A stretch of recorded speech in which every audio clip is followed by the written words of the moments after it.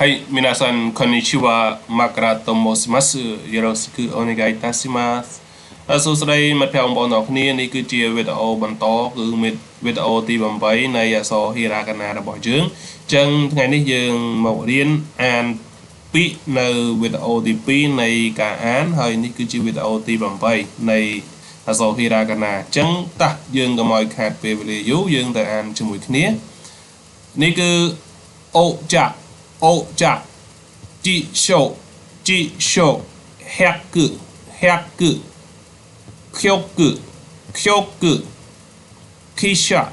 ខ្យាគឺសាស៊ីនមែនខ្យុកគឺជីឈឺជីនតែយើងទៅបន្តទៀតគឺរយោកូショックド800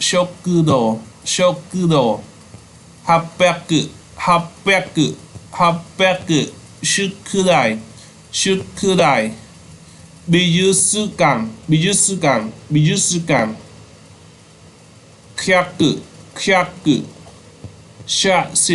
写真免許口口ชื่อจินโอเคមួយទៀតរយោកូショックド800宿題美術館今日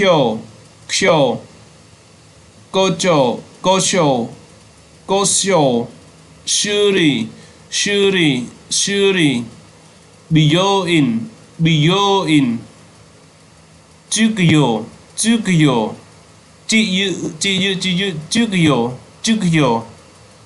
មួយទៀតខឿកេកោជ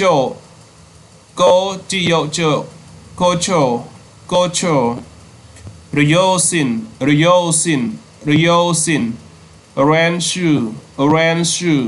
orange រយឺガクកយឺនញឺជឺកោគឺកោឈីសហេយ៉ាឬយើងអានមួយទៀតអានហេអេគីចឹងនៅក្នុងវីដេអូនេះចប់ប៉ុណ្ណឹងហើយមុននឹងបញ្ចប់យើងអានម្ដងទៀតអូចាជីឈោហាក់គឺខ្យុកគឺគិសាខ្យាក់គឺសាស៊ីនមែនខ្យុកគឺជីឈឺជីនរយោកូショックド800宿題美術館100写真免許口口囚禁รโยโกショックド800宿題美術館今日校長修理美容院授業休憩校長รโยสิน練習รโย学กยืนยืชื่อโกชีซึHair Eki Hai皆さんお疲れ様でしたじゃあ今度会いましょうអរគុណចំពោះបងប្អូនដែលបានទស្សនាហើយកុំភ្លេចជួយចុច Subscribe មួយដើម្បីទទួលបានវីដេអូថ្មីៗជាច្រើនពីខ្ញុំបាទសូមអរគុណនិងជម្រាបលាបាយ